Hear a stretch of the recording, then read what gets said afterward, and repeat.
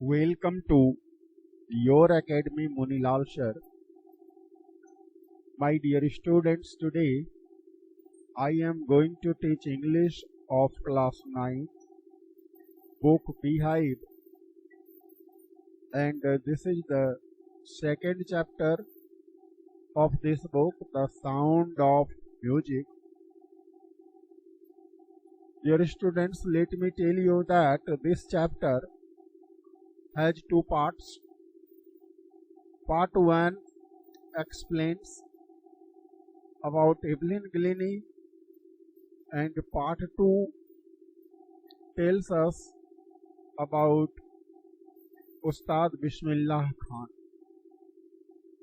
So dear students, today I am going to explain part 1. So let's start now.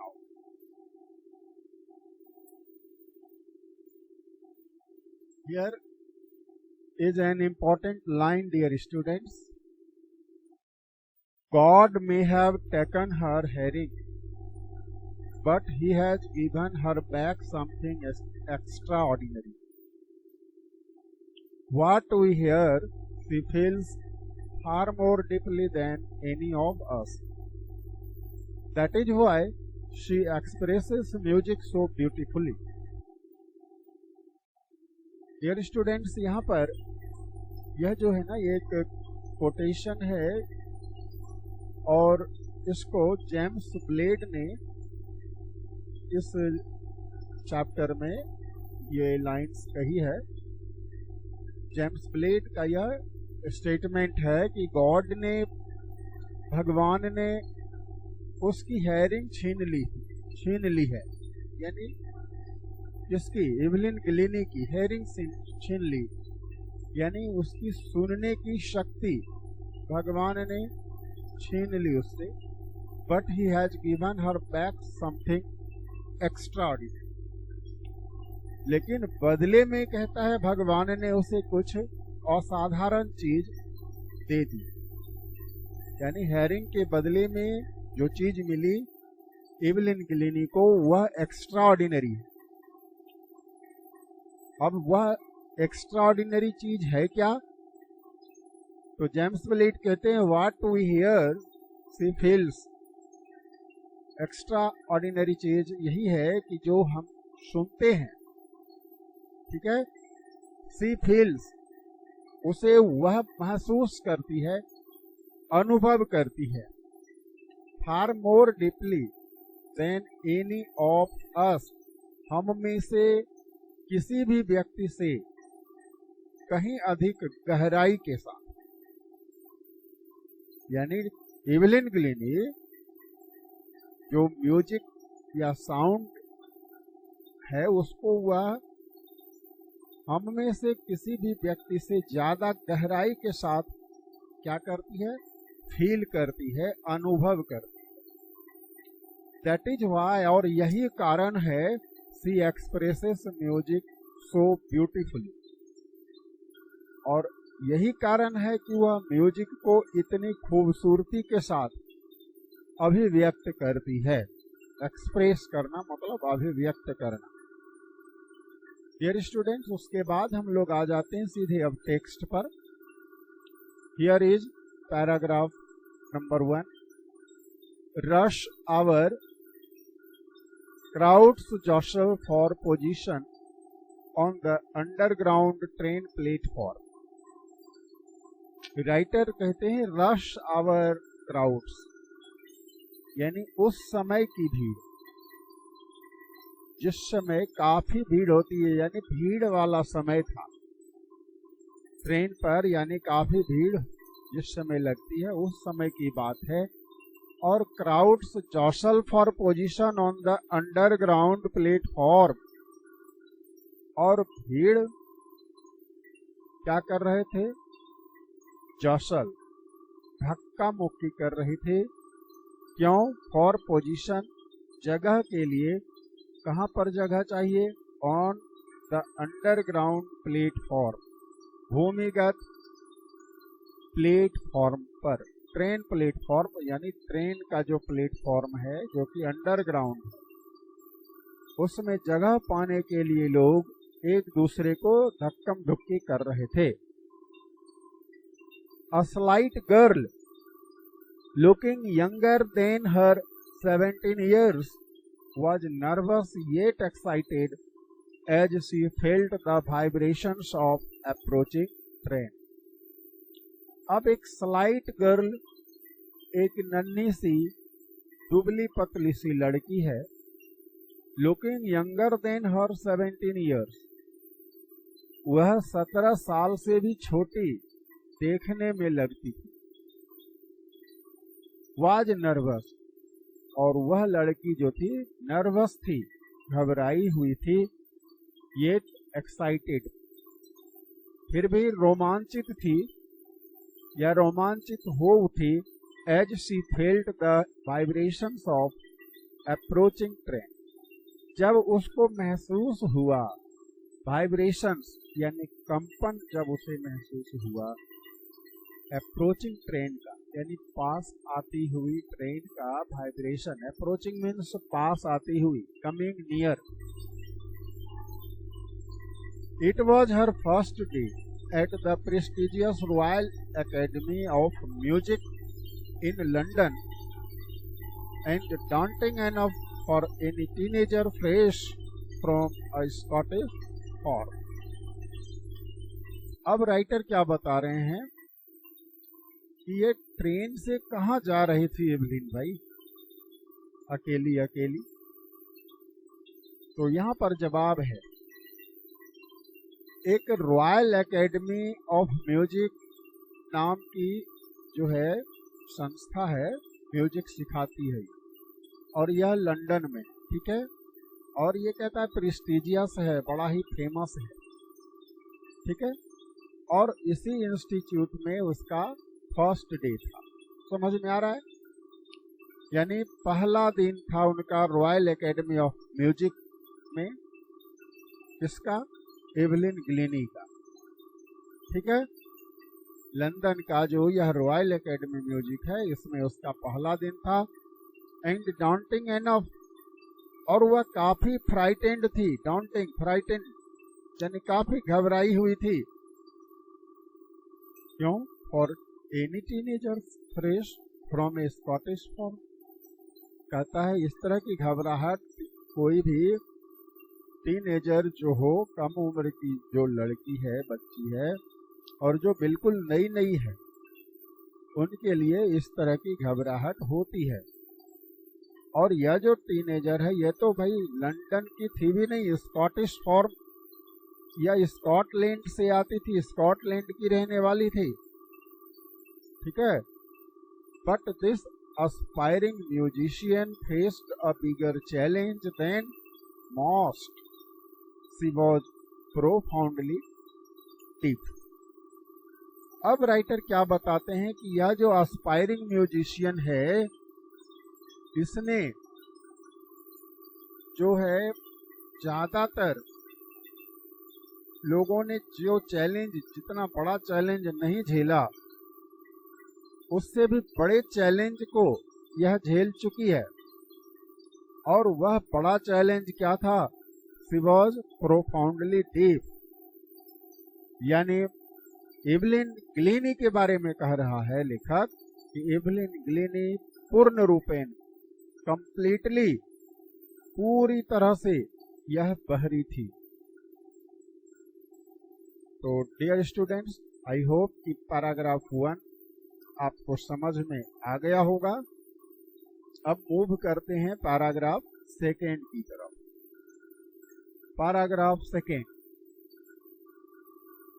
Evelyn ग्लिनी's loss of hearing had been gradual. Evelyn Glennie का loss of hearing जो था वह धीमी थी, gradual, धीमी, अर्थात एवलिन ग्लिनी धीरे धीरे बहरी हुई। Her mother remembers noticing something was wrong when the 8-year-old Evelyn was waiting to play the piano. अब उसकी मम्मी याद करती है कि उन्हें ध्यान में आया कि कुछ गड़बड़ है, something was wrong। कब? When the 8-year-old एवलिन, जब 8 वर्षीय यानी 8 साल की एवलिन पियानो सीख रही थी। देखो, तो प्ले मीन्स बजाना, पियानो बजाना सीख रही थी जब वो 8 साल की थी। उस समय उसके मम्मी पापा ने ध्यान दिया था। तो क्या ध्यान दिया? देखो, they called her name and she didn't move. उन्होंने एवलिन का नाम पुकारा और एवलिन जरा भी नहीं हिली, मूव भी नहीं की, उसने कोई रिस्पॉन्स नहीं किया। I suddenly realise she hadn't heard, says Isabel Glennie. अब इसाबेल ग्लिनी कहती है, आई सडनली रियलाइज, अचानक मैंने महसूस कर लिया कि उसने सुना नहीं। शी hadn't heard, उसने सुना नहीं है, यानी मैंने जो पुकारा एवलिन ने सुना ही नहीं। For quite a while, Evelyn managed to conceal her growing deafness from friends and teachers. कहता है, कुछ समय के लिए तो एवलिन छिपा पाई बढ़ती हुए इस समस्या को, अर्थात ग्रोइंग डीफनेस, बढ़ते हुए बहरेपन को वह छिपा पाई अपने दोस्तों से और अपने शिक्षकों से।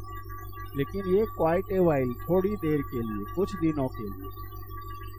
But by the time she was 11, her marks had deteriorated and her headmistress urged her parents to take her to a specialist. लेकिन कहता है, जब वह 11 साल की थी और उसके मार्क्स काफ़ी डिटेरियोरेट होने लगे, मार्क्स काफ़ी खराब आने लगे, और उसकी हेड मिस्ट्रेस ने उनके पेरेंट्स से कहा, पेरेंट्स को सलाह दी कि आप इसे किसी स्पेशलिस्ट के पास ले जाइए, यानी किसी विशेषज्ञ के पास लेकर जाइए। ठीक है, स्पेशलिस्ट के पास। It was then discovered that her hearing was severely impaired as a result of gradual nerve damage. तब जाकर के कहता है पता चला, यानी जब स्पेशलिस्ट के पास एवलिन को ले जाया गया तो पता चला कि उसका हेयरिंग जो है, उसकी जो सुनने की क्षमता है, एबिलिटी टू हियर, वह सिवियरली यानी बहुत ज्यादा गंभीर रूप से इम्पेयर्ड, खराब हो चुकी है। क्यों? As a result of gradual nerve damage. ठीक है, धीमी धीमी गति से नर्व डैमेज होने के कारण, यानी मंद मंद गति से धीरे धीरे जो है उसका नर्व डैमेज होता चला गया और वह जो है अत्यधिक बिगड़ गया, उसका हेयरिंग यानी सुनने की क्षमता धीरे धीरे खत्म हो गई। They were advised that she should be fitted with hearing aids and sent to a school for the tip. अब उनके पेरेंट्स को यह सुझाव दिया गया, यह सलाह दी गई कि उन्हें हेयरिंग एड्स लगवा दिया जाए। ठीक है, यानी सुनने में जो मदद करते हैं, यंत्र होता है ये हेयरिंग एड्स का, उसको हेयरिंग एड्स लगवा दिया जाए। इसको एवलिन को, and sent to a school for the deaf, और उसको बहरों के स्कूल में भेजा गया। Everything suddenly looked black says Evelyn. Evelyn कहती है, अचानक मेरे आंखों के सामने अंधेरा सा छा गया, यानी सब कुछ काला दिखने लगा। काला दिखने का मतलब काफी निराशा हुई यह बात सुन करके। But Evelyn was not going to give up. Writer बताते हैं, लेकिन एवलिन हार मानने वाली नहीं थी। She was determined to lead a normal life and pursue her interest in music. कहता है वह दृढ़ संकल्प हो चुकी थी एक नॉर्मल लाइफ, एक सामान्य जीवन जीने के लिए, और परस्यू हर इंटरेस्ट, अपना इंटरेस्ट को परस्यू रखने के लिए कि मैं अपनी रुचि बनाए रखूंगी इस चीज में, इन म्यूजिक, संगीत। One day she noticed a girl playing a xylophone and decided that she wanted to play it too. एक दिन एक लड़की को उसने जाइलोफोन बजाते देखा तो उसने भी निश्चय कर लिया कि मैं भी इसे बजाना चाहती हूँ। Most of the teachers discouraged her, but percussionist Ron Forbes spotted her potential. कहता है अधिकांशतः शिक्षकों ने तो उनका हौसला ही पस्त कर दिया, डिस्करेज कर दिया उन्हें, उनका उत्साह ठंडा कर दिया। लेकिन परकशनिस्ट थे, एक परकशन वादक, ड्रम प्लेयर थे रॉन फोर्ब्स, उसने स्पॉटेड, देख लिया हर पोटेंशियल, उसकी क्षमता को। He began by tuning two large drums to different notes, और उसने स्टार्ट कर दिया उनको सिखाना, दो बड़े बड़े ड्रम को अलग अलग नोट्स में बजाकर उन्हें सिखाना शुरू किया। एवलिन को दो बड़ा बड़ा ड्रम लिया और अलग अलग नोट में, अलग अलग आवाज में, अलग अलग सुर में जो है उनको बजाना शुरू किया। और एवलिन को क्या कहा? Don't listen through your ears, he would say try to sense it some other way. Evelyn को वह कहा करते थे, कौन? रॉन फोर्ब्स, कि don't listen through your ears, कहा अपने कानों से मत सुनो, यानी ड्रम की जो आवाज है इसे कानों से मत सुन। ट्राई टू सेंस इट, बल्कि इसको महसूस करने की कोशिश कर, इन सम अदर वे, कोई और तरीके से। ठीक है? Says Evelyn, suddenly I realised I could feel the higher drum from the waist up and the lower one from the waist down. तो एवलिन कहती है, अचानक मुझे एहसास हो गया, महसूस हो गया कि मैं हायर ड्रम को कमर से ऊपर महसूस कर सकती हूँ और नीचे वाले ड्रम को कमर से नीचे महसूस कर सकती हूँ। फोर्ब्स रिपीटेड द एक्सरसाइज, और फोर्ब्स महोदय जो थे उनके शिक्षक, वे इस अभ्यास को दोहराते रहे। And soon Evelyn discovered that she could sense certain notes in different parts of her body. जल्द ही एवलिन को पता चल गया कि वह अलग अलग नोट्स को शरीर के अलग अलग हिस्सों में महसूस कर सकती है। I had learned to open my mind and body to sounds and vibrations.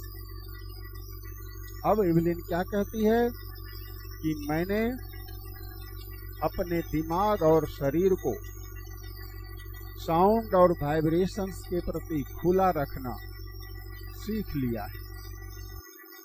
यानी मन और शरीर दोनों को साउंड के प्रति, यानी ध्वनि के प्रति, वाइब्रेशंस के प्रति, कंपन के प्रति खुला रखना मैंने सीख लिया है।